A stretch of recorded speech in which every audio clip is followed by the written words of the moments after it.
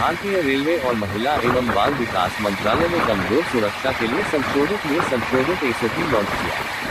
बच्चों की सुरक्षा। महिला एवं बाल विकास मंत्रालय ने कहा कि वह महिलाओं और बच्चों के लिए रेल यात्रा को सुरक्षित और तस्वीर मुक्त बनाने के उद्देश्य से भारतीय रेलवे की सभी पहलों को निधि देने के लिए तैयार है। आरपीएफ के ऑपरेशन AAHT ने 2022 से 300 से अधिक बच्चों को बचाने और 674 तस्करों को पकड़ने में महत्वपूर्ण भूमिका निभाई है। दिल्ली, हाजीपुर, गोरखपुर, कोलकाता, जयपुर, भुवनेश्वर, प्रयागराज, मालीगांव, महिलाओं और बच्चों की सुरक्षा सरकार की सर्वोच्च प्राथमिकता बनी हुई है।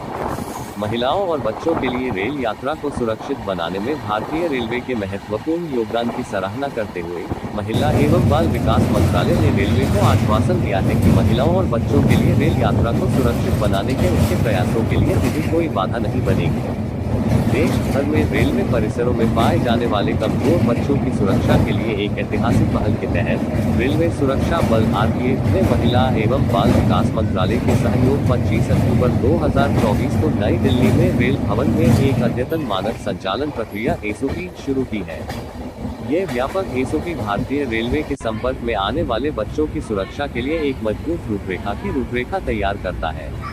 मानक संचालन प्रक्रिया एसओपी के शुभारंभ के दौरान श्री अनिल मलिक, सचिव, महिला एवं बाल विकास मंत्रालय ने उन्नत रेलवे स्टेशनों पर सीसीटीवी और चेहरा पहचानने वाली तकनीक लगाने जैसे उपायों के माध्यम से किशोरों की सुरक्षा और संरक्षा बढ़ाने की भारतीय रेलवे की पहल की प्रशंसा की। प्रतिदिन 2.3 करोड़ से अधिक यात्री रेल से यात्रा करते हैं, जिनमें 30% महिलाएं शामिल हैं, जिनमें से कई अकेले यात्रा करती हैं। कमजोर समूहों, विशेष रूप से किशोरों की सुरक्षा की तत्काल आवश्यकता है, जो मानव तस्करों द्वारा शोषण का जोखिम उठाते हैं। इस कार्यक्रम में रेलवे सुरक्षा बल आरपीएफ ने महिला एवं बाल विकास मंत्रालय के अधिकारियों को मानव तस्करी रोधी इकाइयों AHTU को सुदृढ़ करने के महत्व के बारे में जानकारी दी और असम, गुजरात, हरियाणा, पंजाब, छत्तीसगढ़ और मध्य प्रदेश जैसे राज्यों से आग्रह किया कि वे अपने रेलवे स्टेशनों पर मानव तस्करी को रोकने और यात्रियों की सुरक्षा बढ़ाने के लिए इन इकाइयों की स्थापना करें।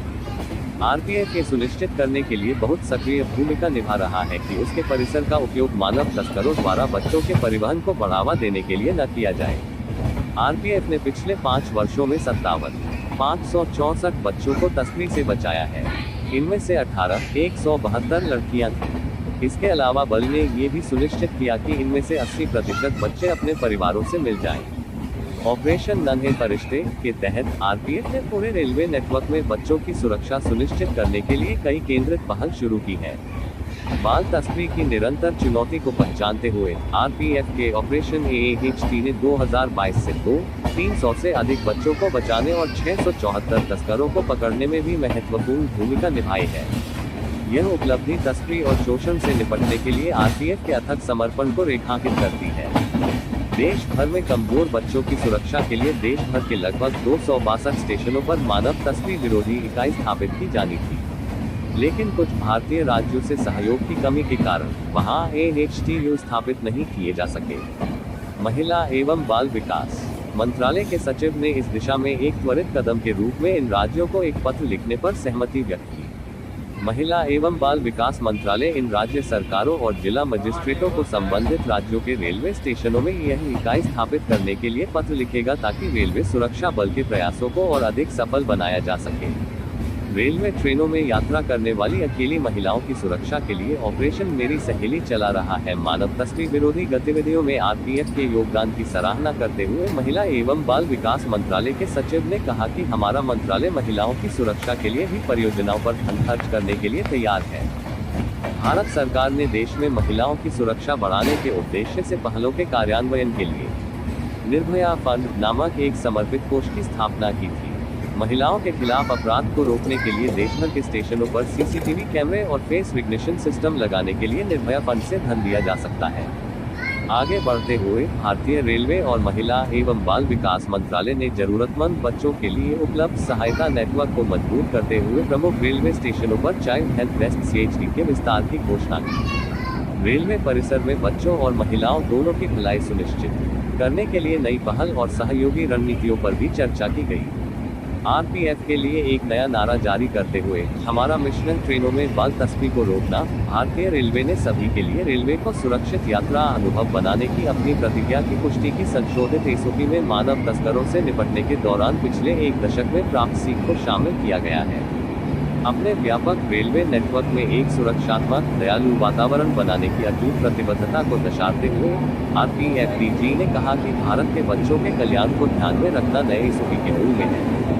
बढ़ी हुई एसओपी जोखिम में पड़े बच्चों के लिए सुरक्षा जाल प्रदान करके बाल शोषण और तस्करी को रोकने के लिए भारतीय रेलवे की प्रतिबद्धता को पुष्ट करती है। हो सकता है कि वे अपने परिवारों से अलग हो गए हों। मूल रूप से किशोर न्याय जेजे अधिनियम के तहत 2015 में शुरू की गई और 2021 में अपडेट की गई। इस एसओपी को अब महिला एवं बाल विकास मंत्रालय के 2022 मिशन वात्सल्य के बाद और परिष्कृत किया गया है, जिसमें बच्चों की पहचान करने, उनकी सहायता करने और उन्हें उचित रूप से दस्तावेज करने के लिए रेलवे कर्मियों की भूमिकाओं और जिम्मेदारियों का विवरण किया गया है, जब तक कि वे बाल कल्याण समिति CWC से जुड़ नहीं जाते। आरपीएफ के महानिदेशक श्री मनोज यादव ने कहा कि हम रेलवे परिसर में बाल संरक्षण की तत्काल आवश्यकता को संबोधित करते हुए किशोर न्याय जेजे अधिनियम के साथ निकटता से जुड़ रहे हैं। एसओपी लॉन्च कार्यक्रम में रेलवे बोर्ड के अध्यक्ष और सीईओ श्री सतीश कुमार, महिला एवं बाल विकास मंत्रालय के सचिव श्री अनिल मलिक, रेलवे बोर्ड के सदस्य संचालन और व्यवसाय विकास श्री रविंदर गोयल और दोनों मंत्रालयों के अन्य वरिष्ठ अधिकारी मौजूद थे।